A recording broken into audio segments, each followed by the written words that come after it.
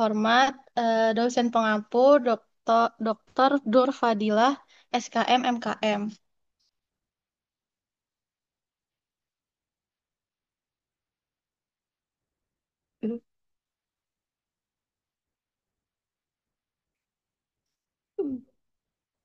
Membahas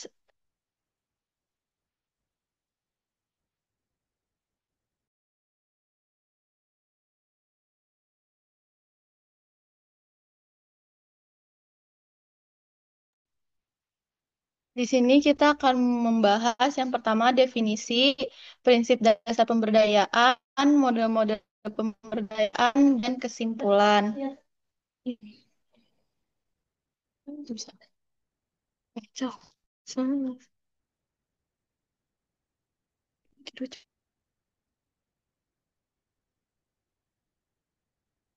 Yang pertama, definisi.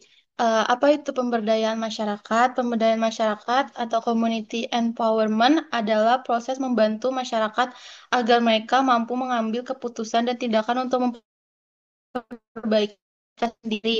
Dalam konteks kesehatan, berarti masyarakat tidak hanya diberi penyuluhan atau bantuan, tetapi diajak berpikir, berpartisipasi, dan menentukan solusi terhadap masalah kesehatan.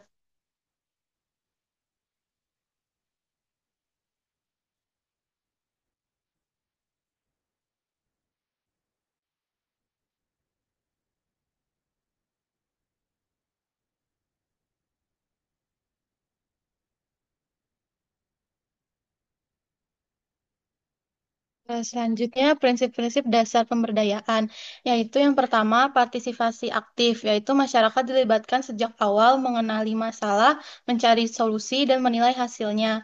Yang kedua, kontrol bersama, yaitu keputusan tindak tidak diambil oleh pihak luar, tapi disepakati bersama masyarakat. Dan yang ketiga, kesadaran kritis, masyarakat mulai paham bahwa masalah mereka seringkali disebabkan oleh faktor sosial, ekonomi, atau lingkungan, bukan hanya karena kebiasaan pribadi. Dan yang terakhir, penguatan kapasitas, yaitu masyarakat diberi pelatihan, akses, dan pengetahuan agar bisa mandiri.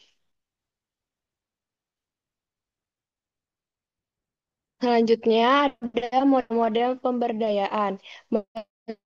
Menurut berat memberi informasi, tapi juga membangun kapasitas agar masyarakat memiliki kontrol, kepercayaan diri, dan kekuatan sosial untuk mempengaruhi faktor-faktor yang menentukan kesehatannya. Yang pertama, modelnya ada community organizing.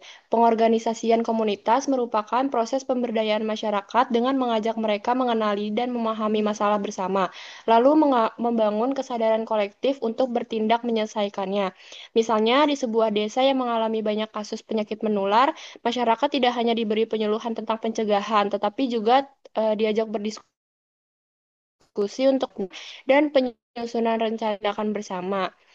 Pendekatan ini menumbuhkan rasa memiliki dan tanggung jawab terhadap yang dihasilkan, sehingga masyarakat menjadi lebih kuat, percaya diri, serta mampu memanfaatkan sumber sumber daya yang mereka miliki untuk menciptakan solusi berkelanjutan.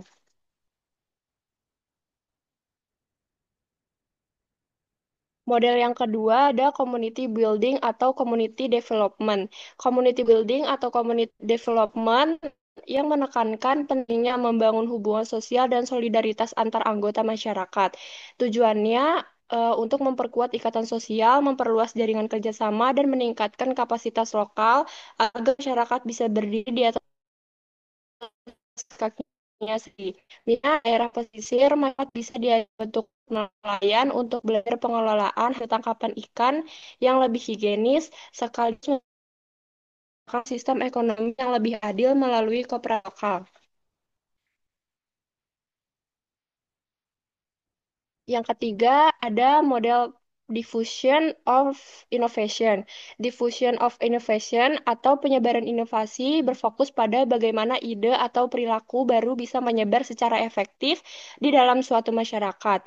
Misalnya, ketika ada cara baru yang lebih sehat untuk mengelola sampah rumah tangga, pemerintah atau lembaga kesehatan tidak serta-merta memaksakan perubahan kepada semua warga. Sebaliknya, Mereka memilih beberapa tokoh masyarakat yang dihormati untuk mencoba terlebih dahulu inovasi tersebut.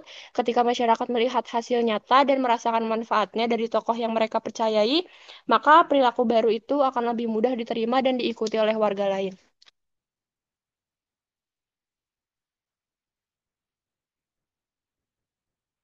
Selanjutnya ada model pemberdayaan Pressured or Process. Itu merupakan kerangka kerja partisipatif yang digunakan untuk merancang dan mengevaluasi program kesehatan secara sistematis.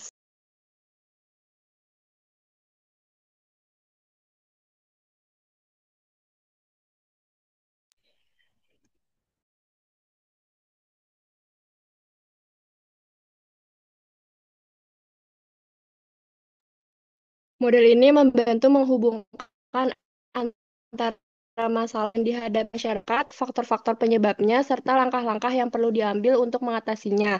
Misalnya, ketika ditemukan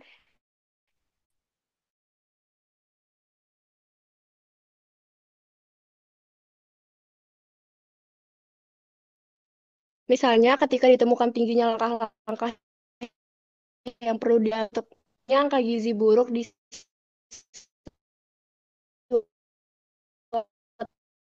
lalu perencanaan intervensi bersama warga hingga tahap evaluasi hasil. Pendekatan ini memastikan program yang dibuat benar-benar sesuai dengan kondisi dan kebutuhan nyata masyarakat, sekaligus menumbuhkan rasa dan tanggung jawab bersama dalam mencapai perubahan yang kelanjutan.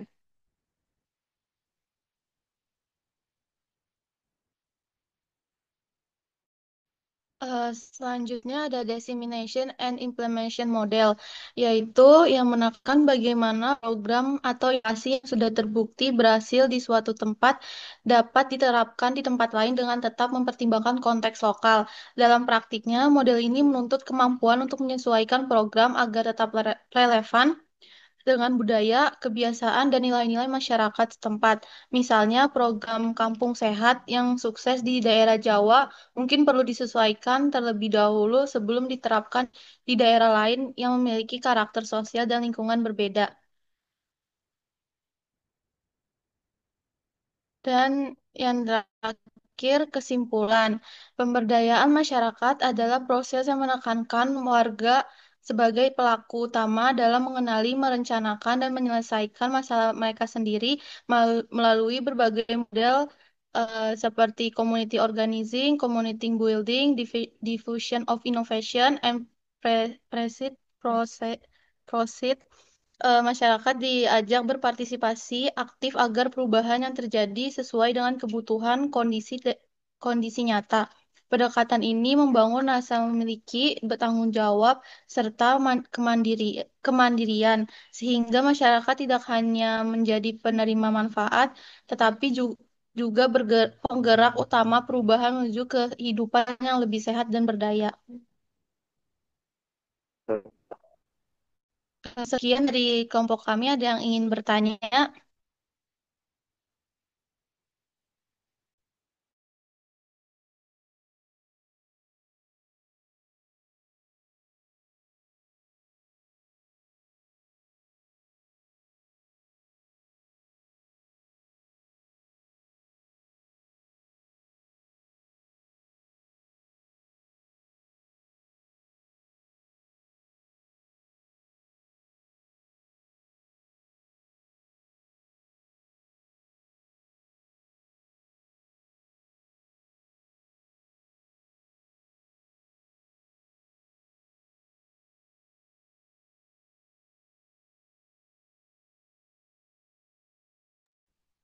Apakah ada yang ingin bertanya?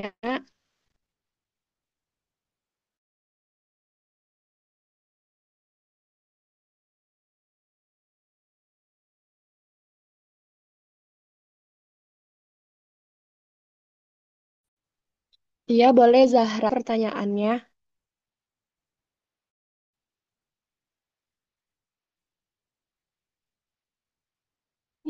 Zahra boleh bertanya apa? Oke. Perkenalkan, nama saya Zahra Abdullah dari kelompok 2. Pertanyaan dalam konteks model pemberdayaan masyarakat, bagaimana kita dapat mengukur dampak program yang berfokus pada pemberdayaan individu terhadap perubahan sosial secara keseluruhan. Uh, dengan mempertimbangkan bahwa beberapa dampak mungkin bersifat tidak langsung atau baru muncul setelah beberapa tahun. Terima kasih Zahra. Selanjutnya Zahwalia dan Fayaza.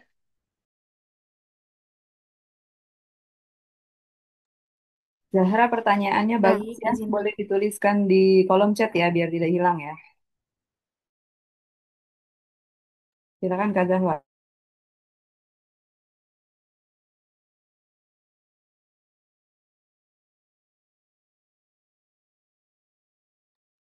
Lanjut Kak Zahra.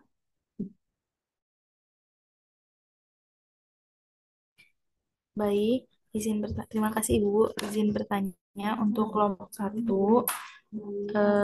Pertanyaannya, setelah dijelaskan tadi secara rinci dan jelas mengenai 5 model pemberdayaan masyarakat, adakah ciri khas dari masing-masing 5 model tadi?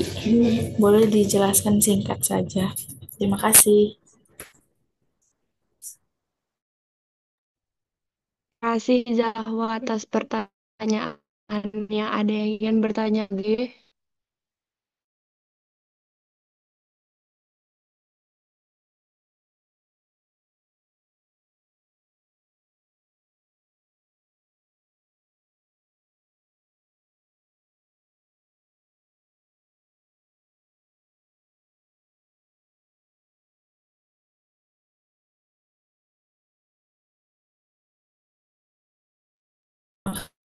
Ibu, tunggu sebentar ya Bu, saya cari jawabannya terlebih dahulu.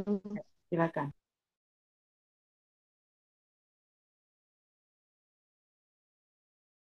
Pertanyaannya,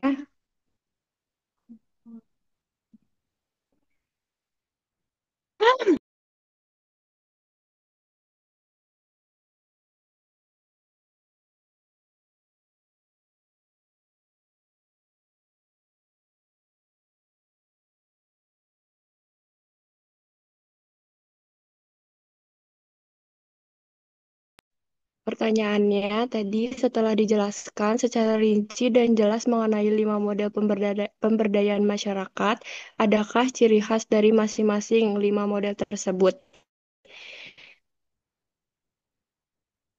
Eh, apa namanya?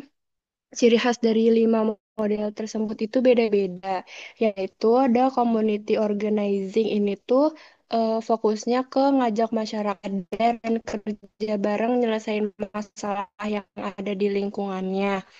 Kalau yang community building atau development itu lebih ke membangun hubungan yang kuat antar warga, jadi biar mereka nih saling bantu.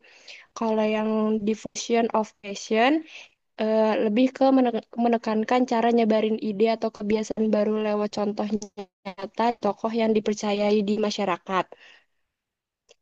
Selanjutnya, kalau yang model preset proset ini lebih ke merancang dan menilai program kesehatan atau sosial dengan melibatkan masyarakat sejak awal sampai akhir. Kalau yang dissemination of implementation itu ciri khasnya programnya tuh eh, jadi ciri khasnya tuh tujuannya programnya biar sukses jadi bisa diterapkan tapi disesuaikan budaya dan kebudaya dan kebiasaan warga setempat. Apa sudah jelas, Putri? Sudah, terima kasih kelompok satu. Oke. Selanjutnya, saya akan menjawab pertanyaan dari Zahro, yaitu dalam konteks model pemberdayaan masyarakat, bagaimana kita dapat mengukur dampak program yang berfokus pada pemberdayaan individu terhadap perubahan sosial secara keseluruhan, dengan dengan mempertimbangkan bahwa beberapa dampak mungkin bersifat tidak langsung dan atau baru muncul setelah beberapa tahun. Oke, dampak dari program pemberdayaan individu bisa dilihat dari bagaimana masyarakat berubah dalam berpikir, bersikap, dan berperan aktif di lingkungan. Perubahannya memang nggak bisa langsung kelihatan, butuh waktu yang lumayan lama, maka perlu dilihat dari dua sisi dan sadar akan masalahnya dan hasil akhirnya. Misalnya mereka jadi lebih mandiri atau bisa mengambil keputusan sendiri. Model seperti preset, process, and diffusion of innovation membantu kita menilai perubahan ini secara bertahap, mulai dari peningkatan kesadaran sampai munculnya tindakan nyata dari masyarakat. Apakah sudah jelas, Zahro? Sudah, terima kasih. Selanjutnya,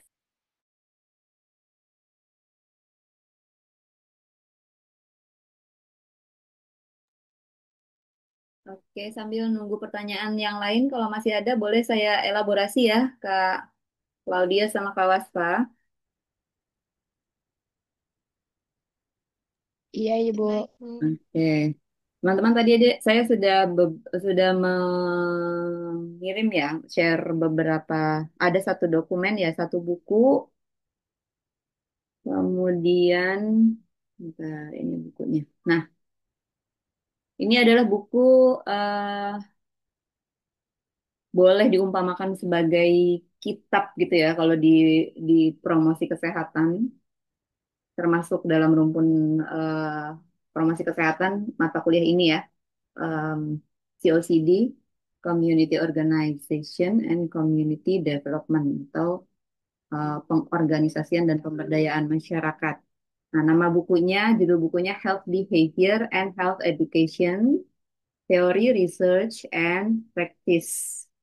Fourth edition.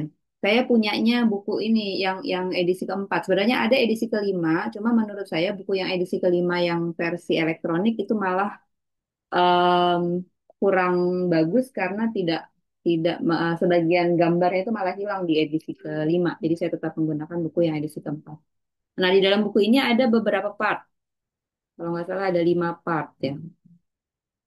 Nah, di dalam masing-masing part itu ada chapter-chapternya.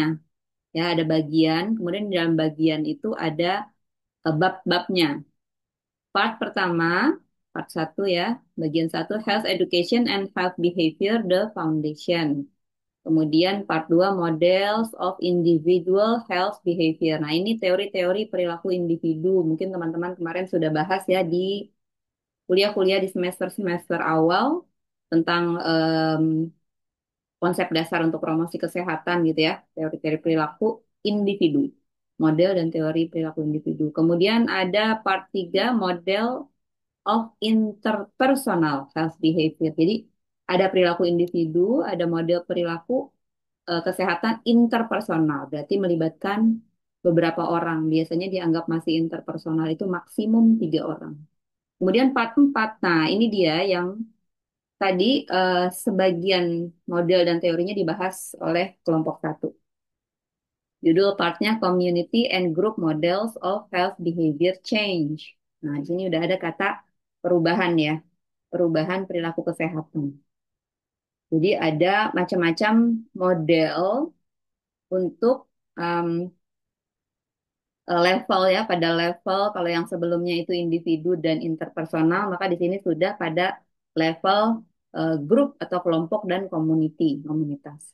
Nah, di dalamnya ada beberapa chapter dari chapter 13 sampai 17.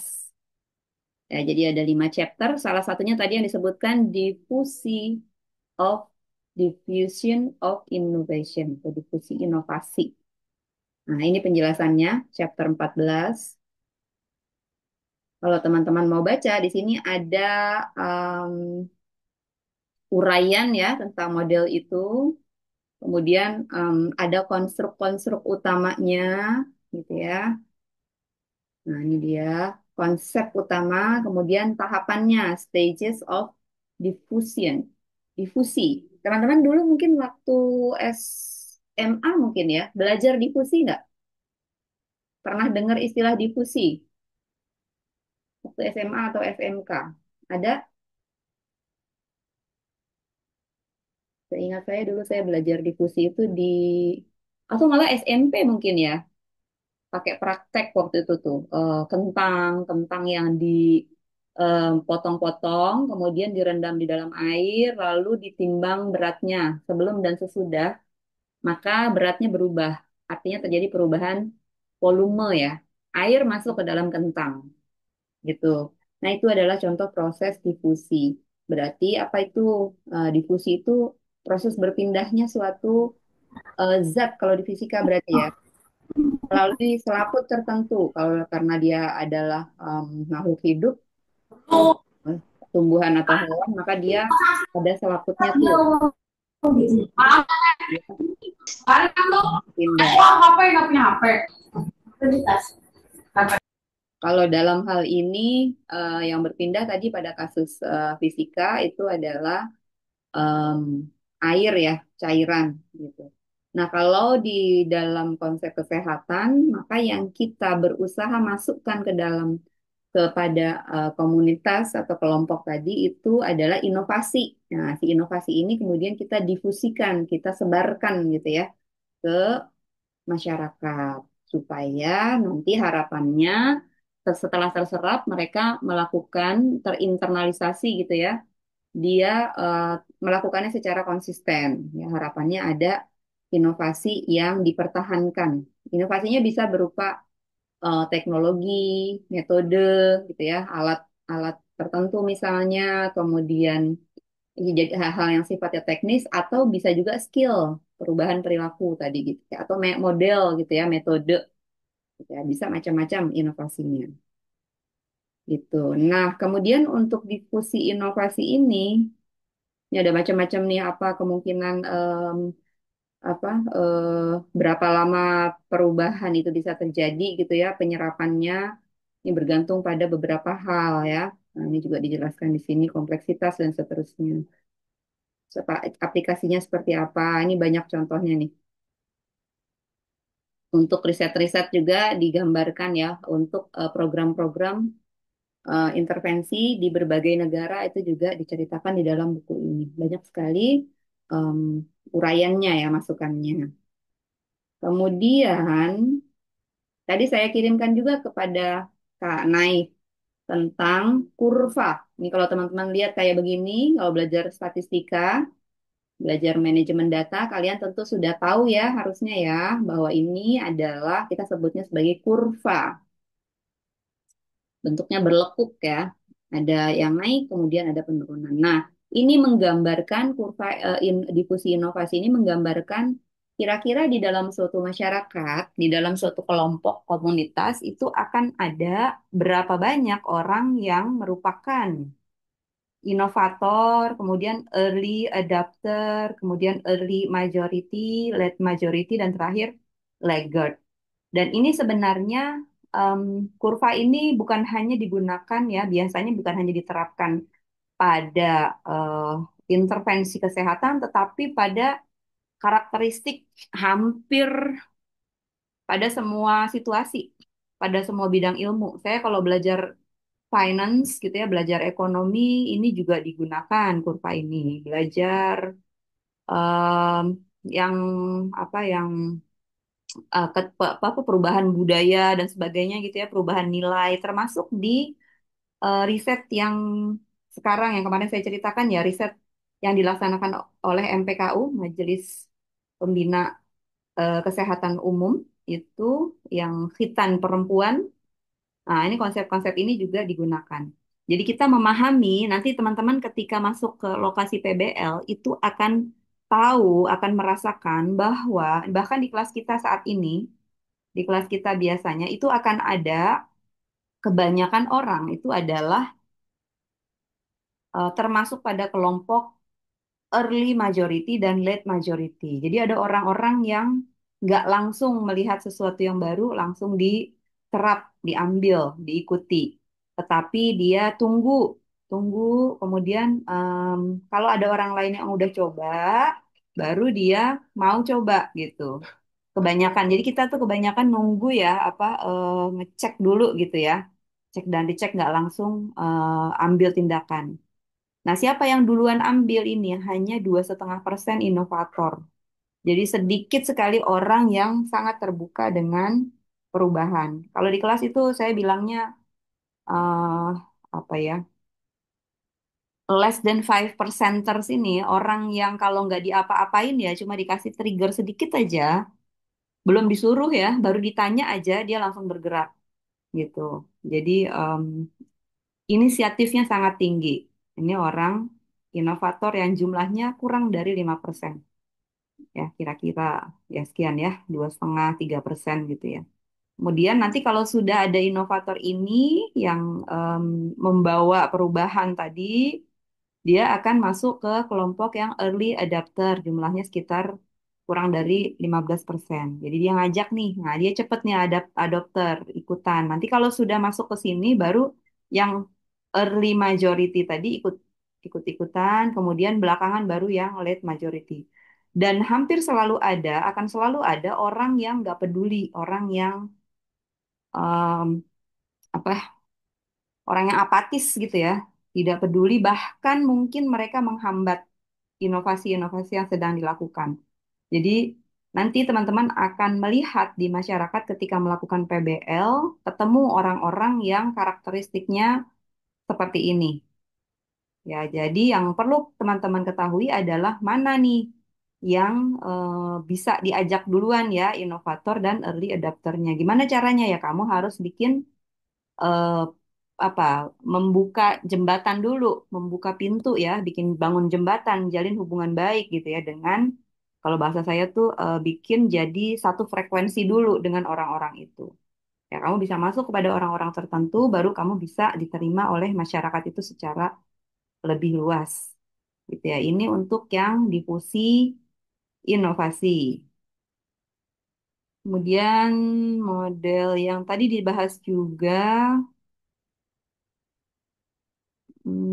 ada di part 5 nih. Part 5 using theory in research and practice. Nah, langsung chapter 18. Preset proses model. Dan bahkan model ini banyak sekali digunakan oleh teman-teman ketika melakukan riset perilaku ya. Anak-anak Kesmas itu banyak sekali menggunakan preset proses yang tadi saya sebutkan.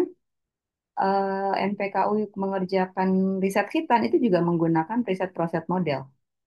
Saya juga kaget waktu bahas pertama kali. Nah, ini berhubungan dengan apa yang tadi ditanyakan oleh Zahra. Zahra tadi bertanya pertama kali ya tentang bagaimana sih kita bisa melihat dampak dari suatu intervensi gitu ya. Em, yang levelnya itu tingkatannya kan kita mau perubahan perilakunya orang gitu kan.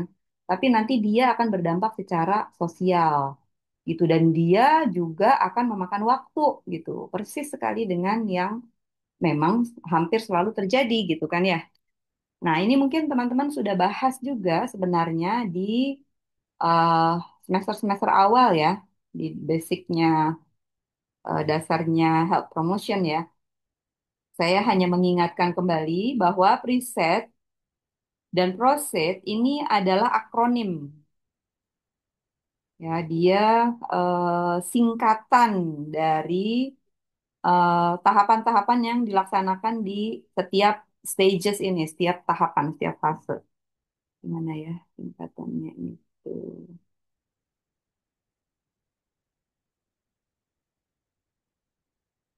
Preset, PROSET. Nah, ini dia. Nah, perhatikan ini ya di halaman berapa ini. Oh, di artikelnya, di filenya itu di halaman 409.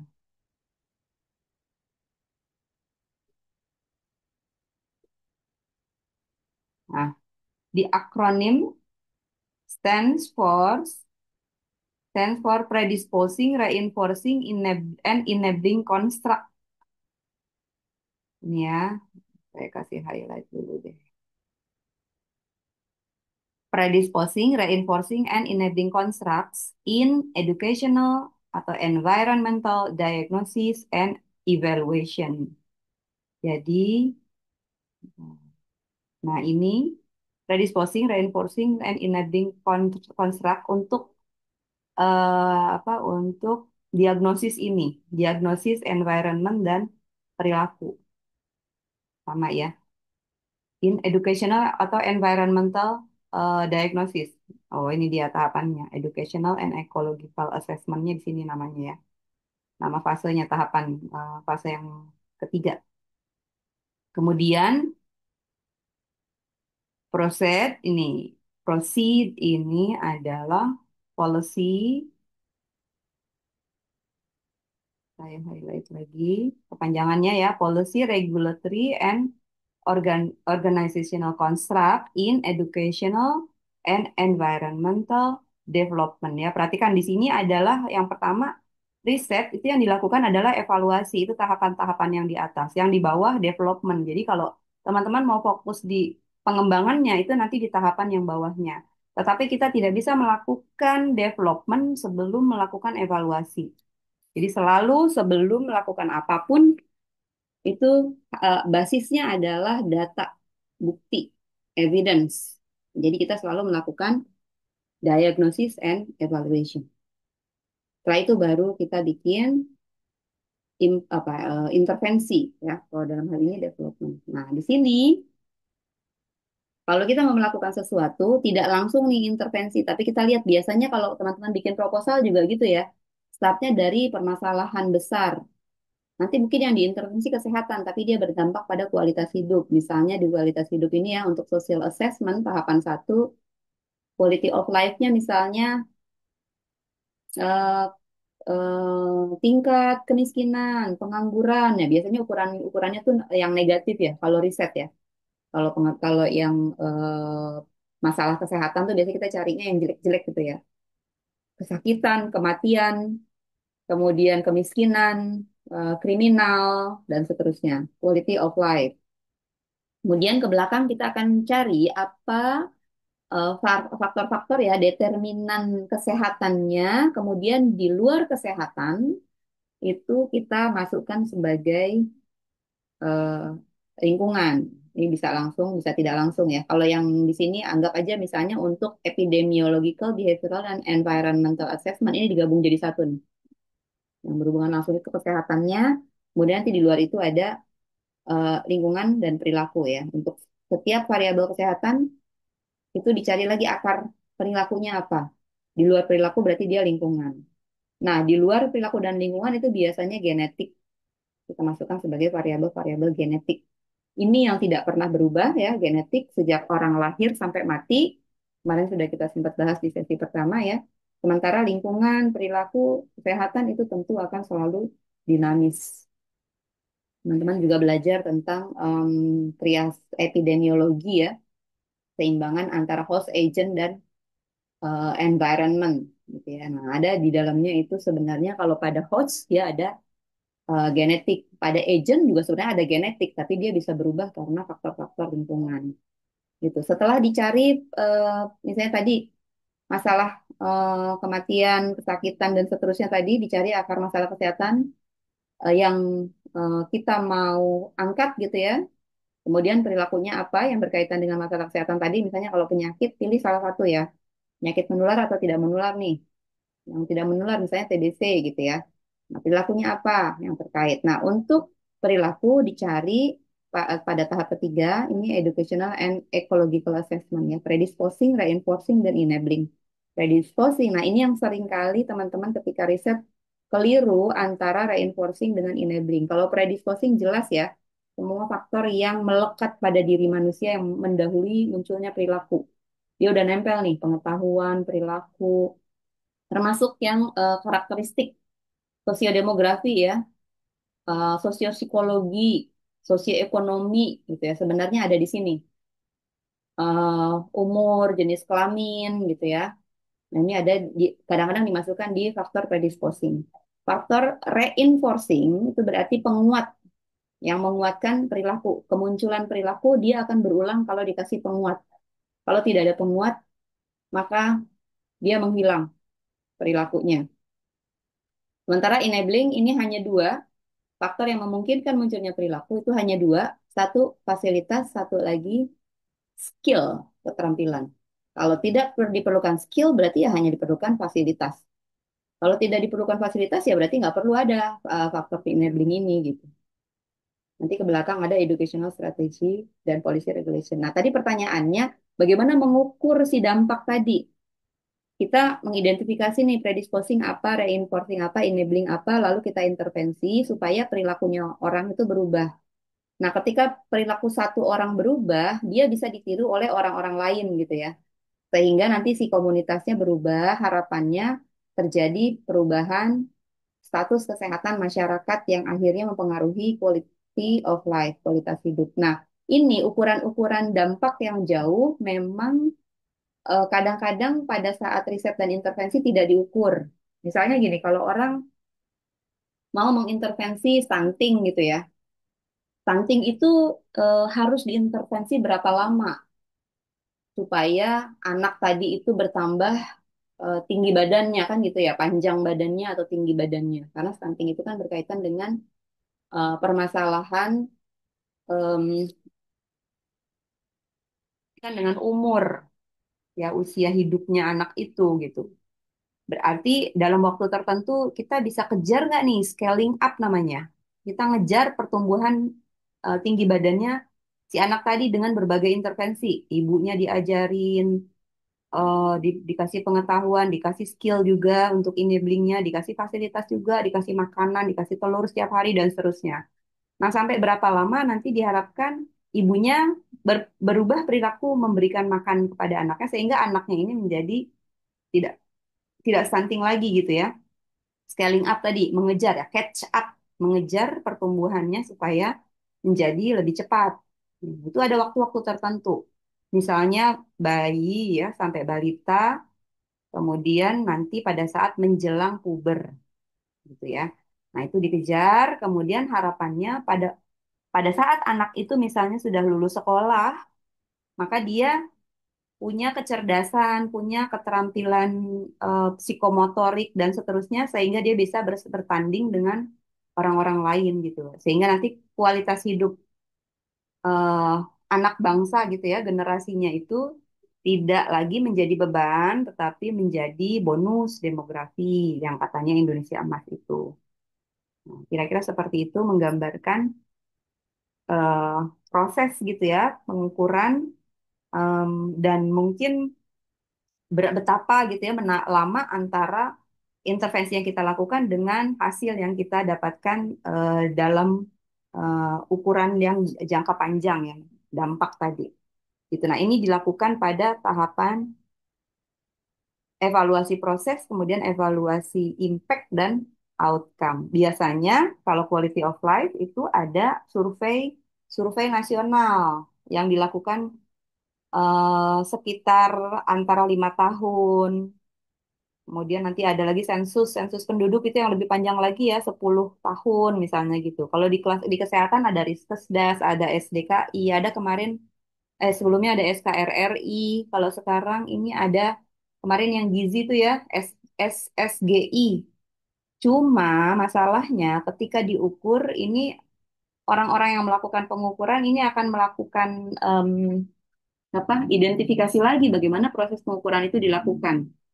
Gitu. Kalau kemarin misalnya kita diskusi nih para dosen karena banyak yang terlibat dalam SSGI, sehingga mereka meragukan data yang dihasilkan karena permasalahan yang terjadi, masalah teknis sebenarnya ya, teknis pada saat proses pengukuran ini. Itu karena mereka itu menjadi supervisor gitu. Supervisi pada saat mereka melakukan enumerator yang mengambil data itu banyak nih terjadi kesalahan, terjadi bias dan lain-lain sehingga datanya diragukan, tidak akurat. Misalnya seperti itu. Oke, saya rasa itu tambahannya untuk mengelaborasi mudah-mudahan bisa menambah clear ya. Silakan dilanjutkan, masih adakah yang ingin bertanya? Saya kembalikan ke Claudia dan Lasta.